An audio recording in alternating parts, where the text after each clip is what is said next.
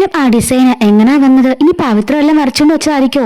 അപ്പോഴേക്കും മാതൃശ്രീ പറയാണ്, ഒരിക്കലും സാധ്യതയില്ല, അവർക്ക് അതിനുള്ള കഴിവൊന്നുമില്ല, എന്തെങ്കിലുമൊക്കെ കാട്ടിക്കൂട്ടൊക്കെന്നല്ലാതെ അതിനെ കൊണ്ട് ഒരു പ്രയോജനമില്ലെന്നൊക്കെ ആദർശ് പറയുന്നുണ്ട്. പിന്നെ എങ്ങനെ വന്നു എന്ന് ചോദിക്കുമ്പോഴേക്കും ഈ അവസരം മുതലാക്കാൻ വേണ്ടി ജലജ പറയാണ്, അതെ അത് അഭി വരച്ചതാണെന്ന് പറയാണ്. അപ്പോഴേക്കും ആദർശ് സത്യമാണെന്ന് നീ പറഞ്ഞു ചോദിക്കുമ്പോൾ, അതെ അഭിയാ വരച്ചത്, അവന് റൂമിൽ പോയിരുന്നു ഞാനാ വരയ്ക്കാൻ പറഞ്ഞത്. മൂർത്തിസ് ജ്വല്ലയുടെ അഭിമാനം കാത്തതും അവനല്ലേ? അതേ ഏട്ടാ, ഞാൻ ലാപ്ടോപ്പിൽ നോക്കി കുറച്ച് ഡിസൈൻസ് എടുത്ത് അതിനുള്ള ചേഞ്ചസ് ഒക്കെ വരുത്തി ഞാൻ തന്നെ അത് തയ്യാറാക്കിയെന്ന് പറയുന്നുണ്ട്. ഇത് വിശ്വസിക്കാനാവുന്നില്ല, സത്യമാണെന്ന് ചോദിക്കുമ്പോഴേക്കും ജലജ പറയാണ്, ഇതാ പറഞ്ഞത്, ആരും എന്റെ മകനെ വിശ്വസിക്കില്ല എന്നൊക്കെ പറയുന്നുണ്ട്. അപ്പോഴേക്കും നവ്യ പറയാണ്, കണ്ടില്ലേ നയന, ഇപ്പോഴെങ്കിലും നിന്ന് പറയാന്ന് പറഞ്ഞിട്ട്, വേണ്ട ചേച്ചി അതിപ്പോ പറയണ്ട എന്ന് പറയാണ്. കനകവും പറയുന്നുണ്ട്, മോള വരച്ചത് അങ്ങോട്ട് പറ മോളെന്ന് പറയുമ്പോൾ വേണ്ട അമ്മേന്ന് പറഞ്ഞ് രണ്ടുപേരും തടുത്ത് നിർത്തുന്നുണ്ട് കേട്ടോ നയന. അപ്പോഴേക്കും അവൻ പറയുന്നുണ്ട്, ജയൻ പറയാണ്, നിന്നെ ഇതുവരെ ഞങ്ങൾ അടിച്ചാത്തി ഇട്ടിരിക്കുകയായിരുന്നു, പക്ഷെ ഇതാ നീ വരച്ചത്, നീയാണെന്നുണ്ടെങ്കിൽ പിന്നെ ഒരിക്കലും നിന്നെ അഭിനന്ദിക്കാതിരിക്കാൻ പറ്റില്ല, നീയാണെന്നുണ്ടെങ്കിൽ നിന്നെ അഭിനന്ദിച്ചേ പറ്റുള്ളൂ. ഇത്രയധികം ഞങ്ങളാരും ടെൻഷൻ അടിച്ച് ചെന്നിട്ടില്ല, അതുപോലെ ഒരു ഓർഡറാണ് നമുക്ക് കിട്ടിയിരിക്കുന്നത്. ഇത്രയ്ക്കും വാല്യുബിൾ ആയിട്ടുള്ള ഒരു ഡിസൈൻ നമുക്ക് കിട്ടിയത് ആദ്യമായിട്ടാണ്, നിന്റെ കഴിയിൽ ഞങ്ങൾ ആരും തിരിച്ചറിഞ്ഞില്ലല്ലോടാ എന്നൊക്കെ പറഞ്ഞ് അവർ പറയുന്നുണ്ട്. അപ്പോഴേക്കും ജലജയ്ക്കും അഭിക്കും വലിയ സന്തോഷമാകുന്നുണ്ട്. അങ്ങനെ അവർ പറയാണ്, അതല്ല എൻ്റെ മകനെ എപ്പോഴും എല്ലാവരും ഇടിച്ചു താത്തിയിട്ടിരിക്കുകയല്ലായിരുന്നു, അതുകൊണ്ടാണെന്നൊക്കെ പറയാണ്. നവി പറയാണ്, ഞങ്ങൾക്ക് ഇതിലൊന്നും വിശ്വാസമില്ലെന്ന് പറയുമ്പോൾ, നീ എന്താണ് വിശ്വസിക്കുന്നത്? ഇനി നീ പറയാൻ വേണ്ട, അഭിയാ വരച്ചത്, എന്താ നിനക്ക് വിശ്വാസമില്ലാത്തെന്നൊക്കെ ചോദിച്ചിട്ട് ജലജ കുറെ നവ്യനെ വഴക്ക് പറയുന്നുണ്ട്. എന്നിട്ട് അല്ലെങ്കിലും ആരും അംഗീകരിക്കില്ലല്ലോ എന്നൊക്കെ പറഞ്ഞ ജലജയും ദേഷ്യപ്പെട്ട് അകത്തേക്ക് കയറി പോവാണ്. ഈ സമയം ദേവേനെ പറയുന്നുണ്ട്, ഇനി അതിനെക്കുറിച്ച് ചർച്ചയൊന്നും വേണ്ട, നയന വരച്ച ഡിസൈൻ കൊള്ളില്ല, അതുകൊണ്ടാണല്ലോ മറ്റേ ഡിസൈൻ ഏറ്റെടുത്തത്, അതുകൊണ്ട് ഇനി അവളെ പുകഴ്ത്തി പറഞ്ഞ് ഇനി ഇത് അവളുടെ ക്രെഡിറ്റ് ആക്കാൻ നോക്കണ്ട എന്നൊക്കെ പറയുന്നുണ്ട്. അപ്പോഴേക്കും നവ്യ പറയാണ്, അതിന്റെ ആവശ്യമൊന്നും ഞങ്ങൾക്കില്ല എന്നും പറഞ്ഞിട്ട് നവ്യ ദേഷ്യപ്പെടുന്നുണ്ട്.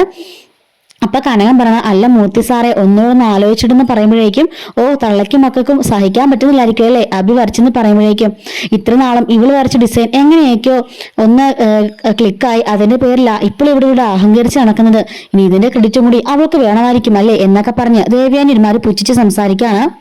ഈ സമയത്ത് അഭിയും ജലജയും മുറിയിലേക്ക് പോയിട്ട് അഭി പറയാണ്, അമ്മയുടെ ബുദ്ധി എന്തായാലും ഞാൻ സമ്മതിച്ചു തന്നിരിക്കുന്നു, ഇപ്പതേ എല്ലാവരും ഫ്ലാറ്റായിട്ട് നിൽക്കുക, എന്റെ പേരിലുള്ള ഇതുവരെയുള്ള എല്ലാ പേർദോഷങ്ങളും എല്ലാ പ്രശ്നങ്ങളും ഇതോടുകൂടി മാറിക്കിട്ടി, എന്തായാലും സക്സസ് ആയ അമ്മ എന്നൊക്കെ പറയാണ്.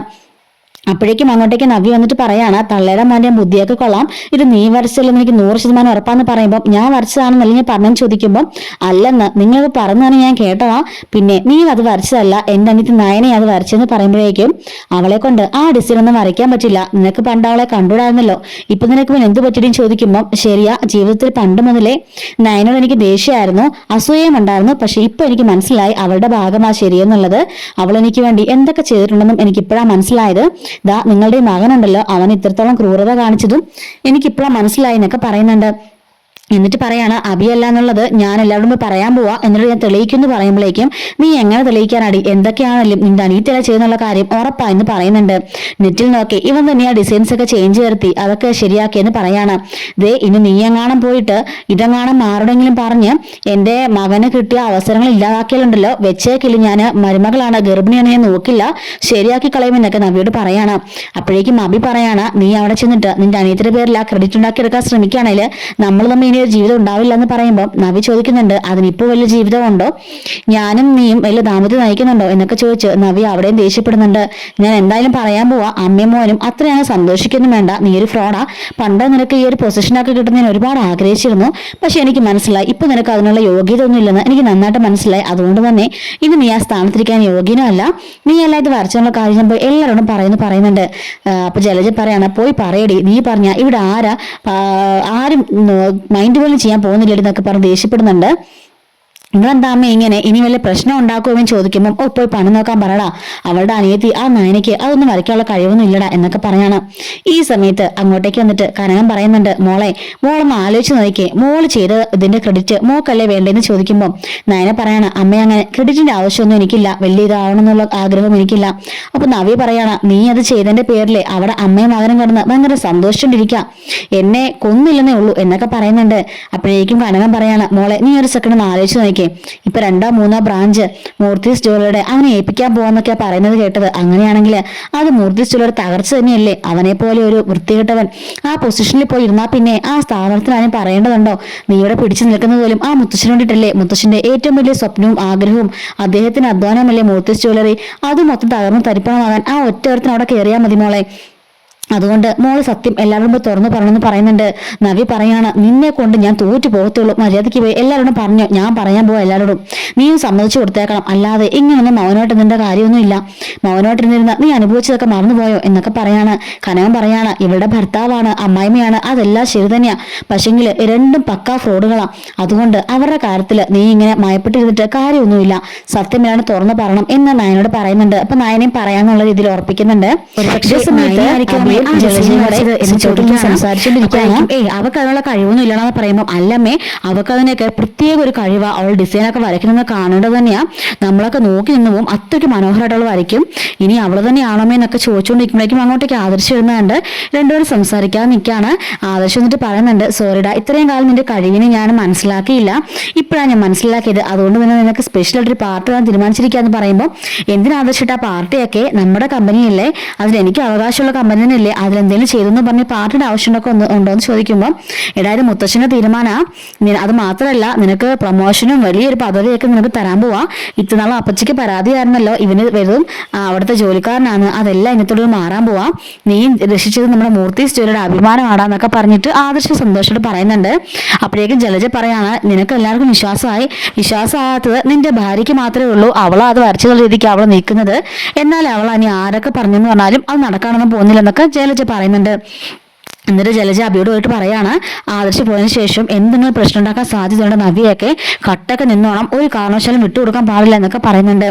ഇതേ സമയത്ത് തന്നെ ആദർശിനോട് ജയം പറയാണ്, മൂർത്തീസ് ജ്വല്ലറി 2-3 ബ്രാഞ്ച് നീ അവനെ ഏൽപ്പിക്കണമെന്ന് പറയുമ്പോൾ ഞാനത് അങ്ങോട്ട് പറയാൻ വരുവാണെന്ന് പറയുന്നുണ്ട്. മുത്തശ്ശൻ പറയാണ്, എടുപിടിന്ന് അങ്ങനെയൊക്കെ ഒരു തീരുമാനം വേണമെന്ന് ചോദിക്കുമ്പം അത് വേണം, അത് അവന് അല്ലെങ്കിൽ തന്നെ അപ്പച്ചിക്ക് എപ്പോഴും ഒരു പറച്ചിലുണ്ട്, ഇങ്ങനെ അവനൊരു ജോലിക്കാരൻ മാത്രമാണെന്ന്, ആ പറച്ചിലൊക്കെ മാറട്ടെ, അവൻ ഉത്തരവാദിത്തം വരട്ടെ എന്നൊക്കെ പറയാണ്. ഈ സമയത്ത് നവ്യ വരുന്ന മുത്തശ്ശൻ ചോദിക്കുകയാണ്, എന്താ നവ്യ പാർട്ടിക്ക് പോകാൻ ഒരുങ്ങിയില്ലെന്ന് ചോദിക്കുമ്പം, ആരുടെ പേരിലാ പാർട്ടി, അബിയുടെ പേരിലോ? അബിയുടെ പേരിലല്ല, ശരിക്കും നയനയുടെ പേരിലാണ് പാർട്ടി വേണ്ടത്, കാരണം ഈ ഡിസൈൻ വരച്ചത് നയനയാണ് എന്ന് പറയുന്നുണ്ട്.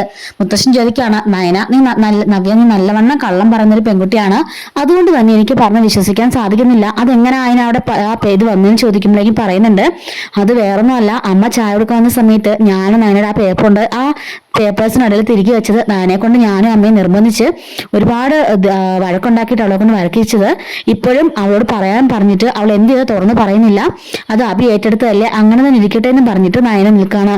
അപ്പോഴേക്കും ജയൻ പറയാണ്, ഇതിനിടയിൽ ഇങ്ങനെ ട്വിസ്റ്റ് ഉണ്ടെന്നുണ്ടെങ്കിൽ ഉറപ്പായിട്ടും അന്വേഷിച്ചേ പറ്റുള്ളൂ, അല്ലാതെ ഇതാരാ വരച്ചെന്നറിയാതെ ഒരു തീരുമാനം എടുക്കാൻ വരട്ടെ എന്ന് ജയൻ പറയുന്നുണ്ട്. എന്നിട്ട് ദേവേനി പറയാണ്, ഇവള് പറഞ്ഞൊക്കെ കള്ളത്തരമായിരിക്കും, അനിയത്തിക്ക് ക്രെഡിറ്റ് പഠിച്ചു കൊടുക്കാനായിരിക്കും എന്ന് പറയുമ്പോഴേക്കും നവ്യ പറയുന്നുണ്ട്, വല്യമ്മയ്ക്ക് അറിയാലോ എത്ര തവണ നയന ഈ മൂർത്തീസ് ജ്വല്ലറിയുടെ അഭിമാനം കാത്തിട്ടുണ്ട്, അവളുടെ ഡിസൈനും വരയൊക്കെ എങ്ങനെയായിരിക്കും ആദർശിട്ടിന് അറിയാലോ എന്നൊക്കെ ചോദിക്കുമ്പോഴേക്കും ആദർശ് പറയാണ്, എങ്കിൽ പിന്നെ അതൊക്കെ പറഞ്ഞു തരാമെന്ന് ചോദിക്കുമ്പോൾ, അതെങ്ങനെയാ അവളെ കൊണ്ട് ഡിസൈൻ വരയ്ക്കാൻ പറ്റില്ല എന്ന് ആദർശിട്ടിന് ആദ്യം തന്നെ മുൻവിധി എഴുതിയില്ലേ, അതുകൊണ്ട് അവൾ പറയണ്ടെന്ന് പറഞ്ഞെന്ന് പറയുന്നുണ്ട്. ജയൻ പറയാണ്, എന്തായാലും ആദർശെ നീ പോയിട്ട് നയനോട് ചോദിച്ചു നോക്ക് സത്യം എന്താണെന്ന് ചോദിക്കാൻ പറഞ്ഞ് ആദർശിനെ പറഞ്ഞിടുകയാണ്. അങ്ങനെ മുറിയിലേക്ക് ചെന്ന ആദർശ് നയനോട് ചോദിക്കുന്നുണ്ട്, നവ്യ പറഞ്ഞത് സത്യമാണോ ചോദിക്കുമ്പോൾ, അതെ നവ്യ പറഞ്ഞത് സത്യമാണ്, ഞാൻ ആ ഡിസൈൻ വരച്ചെന്ന് പറയുന്നുണ്ട്, പിന്നെ നീ എന്താ ഇതൊക്കെ മറച്ചു വെച്ചത്, അത് നിനക്ക് പറഞ്ഞിടാമെന്ന് ചോദിക്കുമ്പോൾ, ഞാൻ എന്തിനാ പറയുന്നേ, അതിന് ആദർശം പറഞ്ഞല്ലോ എനിക്ക് അതിന് വരയ്ക്കാനുള്ള കഴിവൊന്നും ഇല്ലെന്ന്, അങ്ങനെ എന്റെ കഴിവിനെ അംഗീകരിക്കാത്ത ഒരാളുടെ കൂടെ ആളുടെ ഇത് ഞാൻ പിന്നെ എന്തിനാ കാര്യം പറയേണ്ട കാര്യം എന്താണെന്ന് നയന ചോദിക്കുന്നുണ്ട്. അങ്ങനെയാണെങ്കിൽ ഇത് അറിഞ്ഞേ പറ്റുള്ളൂ, നീ ഇങ്ങോട്ട് വാങ്ങും പറഞ്ഞിട്ട് നയനയും പിടിച്ചുകൊണ്ട് ആദർശം അങ്ങോട്ടേക്ക് വരുന്നുണ്ട്. എന്നിട്ട് ജയനും മുത്തശ്ശനും ചോദിക്കുകയാണ്, ആണോ മോളെ നവ്യ പറഞ്ഞ സത്യമാണോ, ആ ഡിസൈനൊക്കെ വരച്ചത് നീയാണോന്ന് ചോദിക്കുകയാണ്. അതേ മുത്തശ്ശ ഞാനാ വരച്ചെന്ന് പറയുമ്പോൾ, പിന്നെ മോൾ എന്തിനാ പറയാതെ തന്നത്, മോളിങ്ങനെ മൂടി മറിച്ച് വെച്ചിട്ട് എന്തെങ്കിലും കാര്യമുണ്ടോ, ഓരോ കാര്യങ്ങൾ മൂടി വെക്കുമ്പോഴും അത് തെറ്റാണ് ചെയ്യുന്നതെന്ന് മോൾക്ക് മനസ്സിലാകുന്നില്ലേ, ഇനി ഒരിക്കലും ഇതുപോലെ ചെയ്യാൻ പാടില്ല എന്ന് പറയുന്നുണ്ട്.